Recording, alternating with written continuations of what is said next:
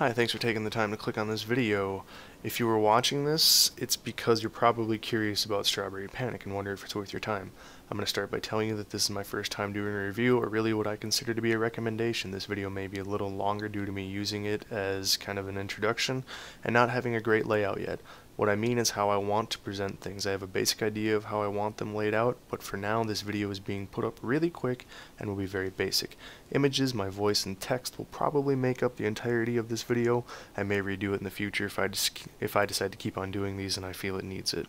The main things I want to cover in these types of videos are what type of show am I reviewing, how did I find it, my thoughts on it, maybe a bit about it, kind of, what it's about to get you started, that type of thing. I will be using some of the characters' names and giving you a little about them. I guess I should mention it may contain tiny spoilers. I'm going to try my hardest to keep these to a very minimum.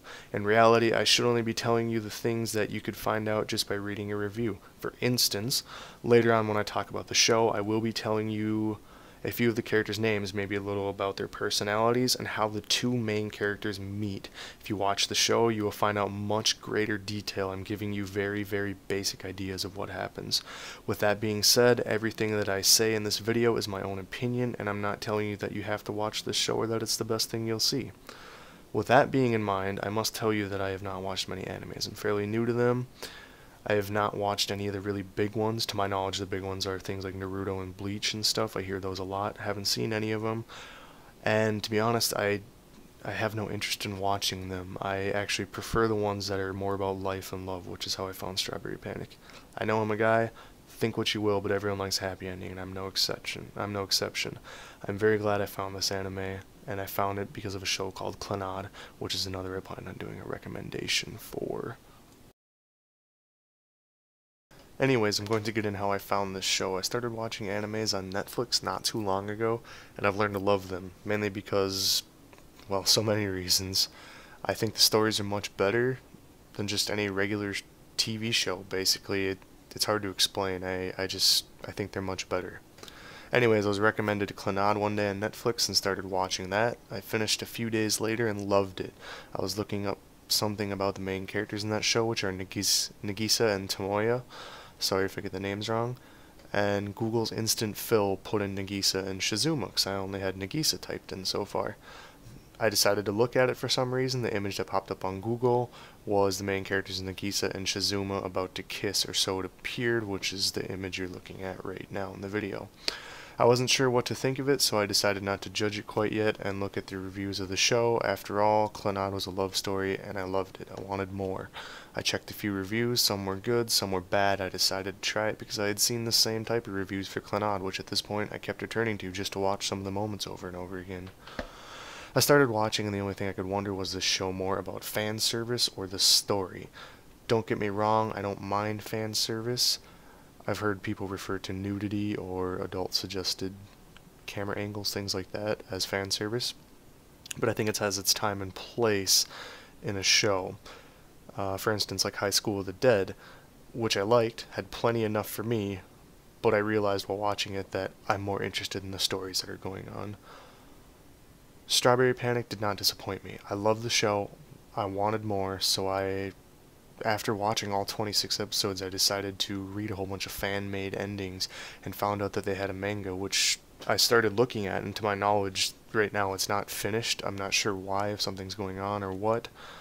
I couldn't find an ending to it, so I started looking around a little bit more to see maybe if I was missing something, maybe somebody knew the ending, and I ended up stumbling upon a book, actually three novels for Strawberry Panic, and I went out and bought it right away, and I'm on page 130 or so after just a couple hours of reading it, and I love it.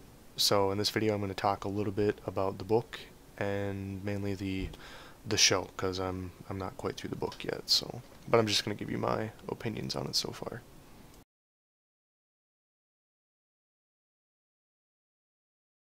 Strawberry Panic in my eyes is a love story with bits of drama scattered throughout the show. As I mentioned before, when I found it, this show is about two girls, Nagisa and Shizuma, falling in love. This part is not going to get into any great detail by any means, but explains how Nagisa and Shizuma meet very basically. mainly just a little bit from episode 1.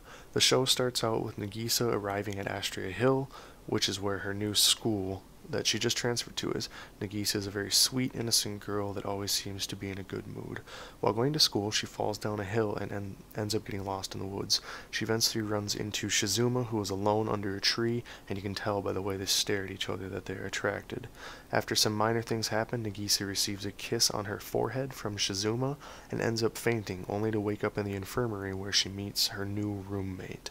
I will put her name in the video because I cannot say it. You learn early that Shizuma is a very respected and popular figure at the 3 schools which makes up Astria Hill. Nagisa and her roommate run into Shizuma in a crowded area a little while after she wakes up from the infirmary, and Shizuma almost gives a stunned Nagisa a kiss, and the rumors start at that point.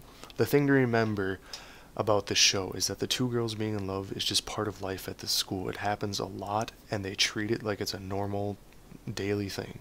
I myself thought it was kind of awkward at first, but I looked past it, and then I ended up really liking the show a lot. Anyways, Nagisa gets a lot of attention early on because of Shizuma, and becomes pretty well known at the school for being the girl that Shizuma is interested in. The show then focuses on Nagisa building the relationship between her and Shizuma, and you find out a bunch of things with these 2 girls, but then it also shows the struggles of other girls attending the school, whether it's Nagisa's friends or other girls that she meets. Just really quickly, I want to tell you a little bit about the book. This is mainly going to be for, I'm not going to spoil anything, this is mainly going to be for people who have already seen the show and are interested in the book, or maybe you're just interested in the book right away. I am on page 140 currently in the first novel, and after seeing the anime, I already know who the characters are. The characters stay the same in here. I think just looking at them, because they have a little thing in the front of the book that shows you the characters, I'm looking at it right now. There's one that I don't recognize, but I haven't seen her in the book yet, so I will find out about her later. Maybe I just missed her, I don't know, but the story is still focusing on Nagisa and Shizuma. It stays true to that love story. There is many differences from the anime, though. They're good differences. It's honestly, reading this book is like having the same characters I loved and just having a different story with them almost. It's really good. If you've seen the anime and you're curious about the book, I got it at Barnes & Noble's for $15. If you want to know more about the book, how it's different, since you already know everything that happens in the anime or whatever, go ahead and send me a private message. I will be more than happy to tell you so far what I've seen in the differences. Obviously, if you message me in the future, I'll have more of the book read, so I could tell you a little bit more. But right now, there's a pretty significant event in the book that is different from the anime that I would be able to tell you about. So go ahead and send me a message if you're interested. And that's all I got for this video, so thank you for watching. I know it wasn't the best video. In the future, I hope to do better ones, but I strongly believe that Strawberry Panic deserved a review, and I hope that you liked it. Thanks.